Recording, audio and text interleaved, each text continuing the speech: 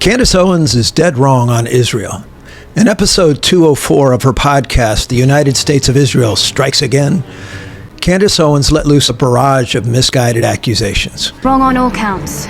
She claimed that America's military actions were orchestrated by Israeli Prime Minister Benjamin Netanyahu.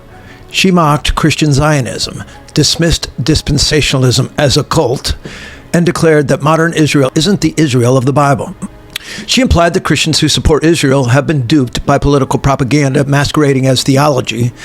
It's a bold stance, but one rooted in historical ignorance, theological blindness, and a dangerous rewriting of Scripture. You go to public school?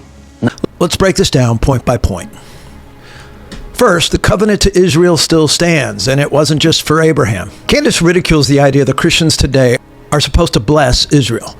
She likely thinks we're all brainwashed by Genesis 12:3. But here's the truth. Genesis 12:3 in the English Standard Version. I will bless those who bless you, and him who dishonors you I will curse. And in you all the families of the earth shall be blessed.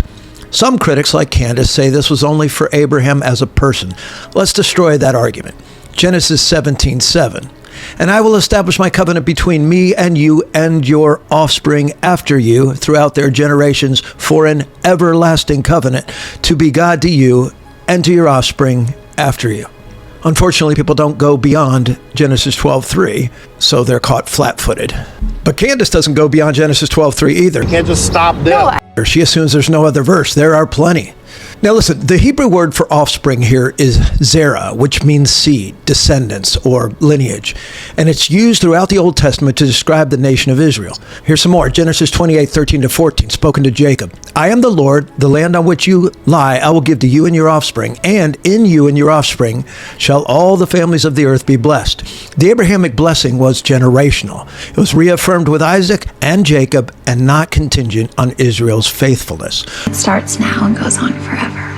Romans 11:28-29, as regards election, they are beloved for the sake of their forefathers, for the gifts and the calling of God are, watch this, irrevocable. You can't touch this. If you're going to rip Genesis 12:3 out of context, you'll have to ignore the entire sweep of redemptive history, Old and New Testament alike. Next, dispensationalism is a cult. It's not a cult. No, it's not a cult. It's not a cult. It's a biblical framework. Okay, yeah, that's a cult. It's just a way of studying the Bible and breaking it down into the different ways that God worked or different administrations. Yeah, that's a cult. Would you just stop? Candace throws around dispensationalism like it's a slur, but that only exposes her shallow understanding of it. What is dispensationalism really? It's a cult. I just wanted to say one more time, man. Well, it's a system of theology that takes God's promises to Israel literally, not symbolically. In other words, straightforward, like they're presented. It also recognizes distinct roles for Israel and the church. It believes in a future fulfillment of prophecy, not a past replacement. So here's some proof that it's actually biblical. Romans 11:1. Has God rejected his people? By no means. Acts 1:6-7. The disciples still expected a future kingdom restored to Israel, and Jesus didn't correct them. He only said the timing was not yet in Acts 1:6-7. Revelation 20:4-6. A literal 1,000-year reign of Christ on earth is repeatedly stated, not a metaphor, not a myth. Dispensationalism didn't invent prophecy, it just refuses to erase it. Third, modern Israel is biblical Israel. Candace says modern Israel isn't real Israel. So by your logic, maybe you're not real. She mocks the idea that in 1948 there was any divine significance at all. Well, let's set the record straight. Isaiah 68:8. Who has heard such a thing? Who has seen such things? Shall a land be born in one day? Shall a nation be brought forth in one moment? It's exactly what happened in 1948. Ezekiel 36:24. I will take you from the nations and gather you from all the countries and bring you into your own land. 1948. These prophecies aren't poetry, they're history. In 1948, as I said, after 2,000 years of exile, the Jewish people became a nation again in one day. No other nation in history has returned from dispersion, restored their language, Hebrew, reclaimed their ancient capital, Jerusalem, and survived countless attempts at annihilation. Romans 11:25-26. A partial hardening has come upon Israel until the fullness of the Gentiles has come in. And in this way, all Israel will be saved. Paul clearly sees ethnic, national Israel as distinct and future-focused in God's redemptive plan. So no, Candace, it's not political fiction, it's prophetic fact. Fourth, her Christian nationalist double standard. It's stunning. Candace often claims to defend traditional Christian values, except when it comes to the people God used to bring us Scripture, the Messiah, and the gospel. Here's the irony. She celebrates Islamic strength, but criticizes Israel for defending itself. She applauds Christian nationalism in the U.S., but rebukes Jewish nationalism in their own ancestral homeland. Double standard. She's silent on Hamas doing atrocities to women, but vocal about Israel retaliating. You can't claim to love the God of the Bible while mocking the apple of his eye, Zechariah 2:8.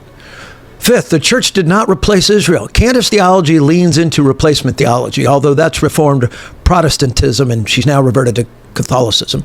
She still retains that. What it is the false idea that the church has replaced Israel as God's covenant people.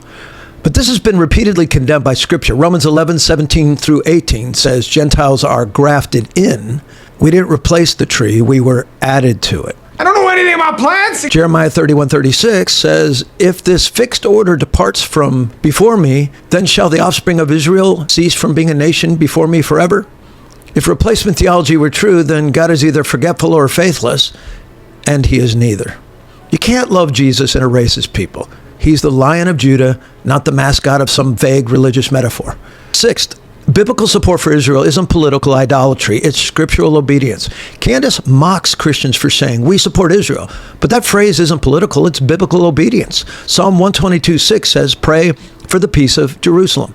May they be secure who love you. Zechariah 12:3 says, on that day I will make Jerusalem a heavy stone for all the peoples. All who lift it will surely hurt themselves. Isaiah 62:1, for Zion's sake I will not keep silent, and for Jerusalem's sake I will not be quiet. Scripture repeatedly commands concern for Zion, Jerusalem, and Israel. It's simple and plain. Not just as historical nostalgia, but as redemptive trajectory. By the way, if you thought the word Zion was made up and not biblical, there it is in the Bible. Here's my final charge. Candace, open your Bible. Candace says we misuse Scripture to support Israel, but here's the truth. At least we use Scripture.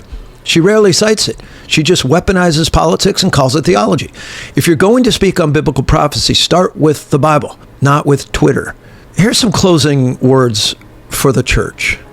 Don't be swayed by politically charged influencers who have zero respect for biblical context. Blessing Israel isn't political idolatry, it's prophetic alignment. Standing with Israel doesn't mean supporting every policy. It means honoring every promise that God has made to his people.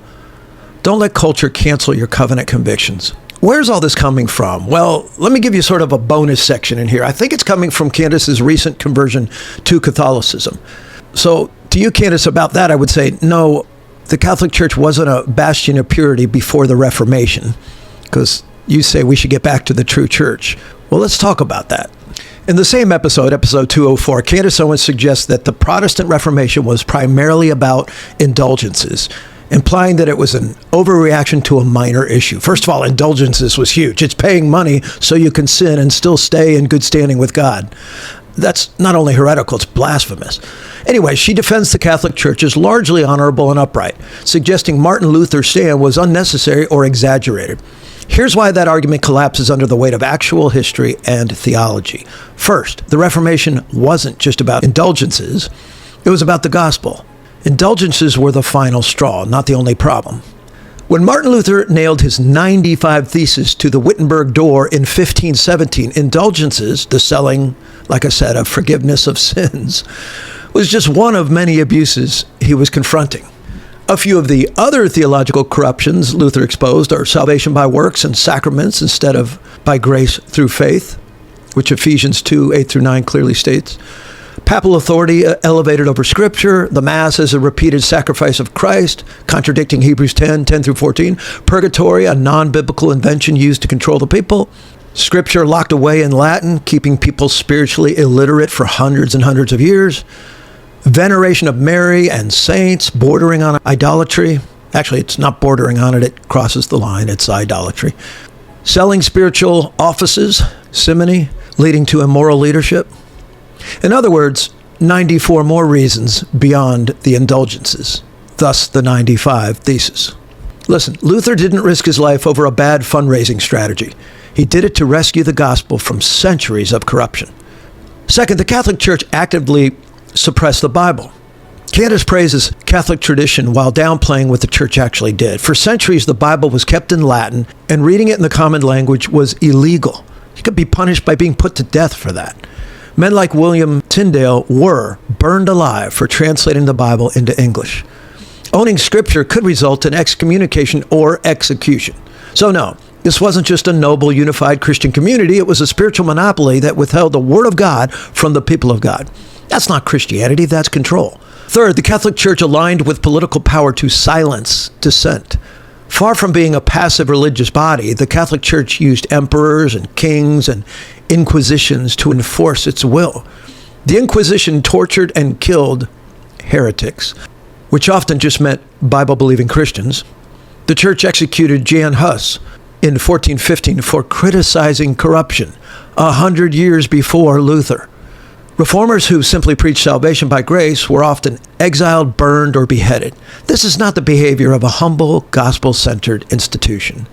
And Candace never talks about this stuff, preferring to present the Catholic Church as though it was noble. And the Inquisition, I don't know, maybe some people crossed the street at the wrong time and got hit by a carriage, but the Catholic Church did nothing wrong.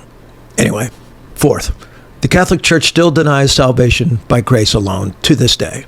The Council of Trent, 1545 to 1563, which was the Catholic Church's official response to the Reformation, declared this: If anyone said, quote, "If anyone says that the sinner is justified by faith alone, let him be anathema," accursed. That is still binding Catholic doctrine. So let's be clear. The Reformation wasn't about protest. It was about returning to the truth of the gospel. The Catholic Church anathematized the biblical gospel. And Candace wants to defend that system. Finally, why does all this matter? You know, Candace's claim that it was just about indulgences that lasted, like 5 minutes? That lasted dozens and dozens of years. And the Reformation wasn't just about, as we've already shown, indulgences. It was about reclaiming the gospel from a corrupt, controlling religious system. The Catholic Church wasn't noble and pure. It was politically entangled, biblically suppressive, and theologically corrupt. Protestantism, she says, is just a reactionary overcorrection. No, it was a spirit-led revival grounded in Scripture alone, faith alone, grace alone. Final word on the issue, as she likes to say on her show, which I mostly like. Candace defending the Catholic Church as though it was a harmless victim of an overzealous monk isn't just bad theology, it's dangerous history. And I noticed that as you say a lot of this and ding dispensationalists and Protestants, not many of them are standing up and debunking this. So you might just see this video because I'm one of the few that's going to do it. It's a dangerous rewriting of history that you're doing. The Reformation brought the Word of God back to the people. It restored justification by faith, and it recentered the church on Christ instead of Rome. Praise God for that. If you're going to comment on church history, don't just Google indulgences. Read the 95 Thesis, and then read Romans. And then I'd throw in Hebrews. This has been Rob Singleton. I'll see you in the next video.